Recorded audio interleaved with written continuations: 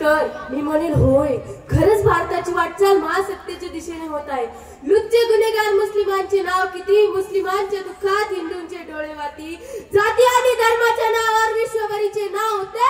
स्त्रियांना सन्मान आणि कायद्याचे राज्य असणारा, जागतिक महासत्तेकडे वाटचाल करत असणारा माझा भारत देश आहे, माझा भारत देश आहे.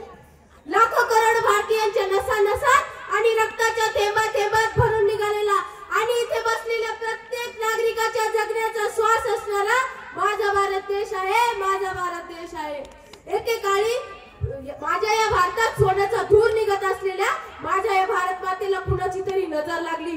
विटंबना, भ्रष्टाचार, दारिद्र्य, विषमता या साऱ्यांनी माझ्या देशाची वाट लावली. हो, या साऱ्यांनी माझ्या देशाची वाट लावली आणि म्हणूनच हा विषय देण्याची वेळ संयोजकांवर आली. परंतु 14 ऑगस्ट 1947 ची मध्यरात्र होती. सारे जग झोपले होते आणि भारताने एका नवीन युगात प्रवेश केला. तेव्हाच हे सिद्ध झाले आहे की माझा भारत देश महासत्तेच्या दिशेने वाटचाल करतो आहे, महासत्तेच्या दिशेने वाटचाल करतो आहे. भारताला महासत्ता बनवण्याचे स्वप्न 21व्या शतकात डॉक्टर APJ अब्दुल कलाम यांनी पाहिले.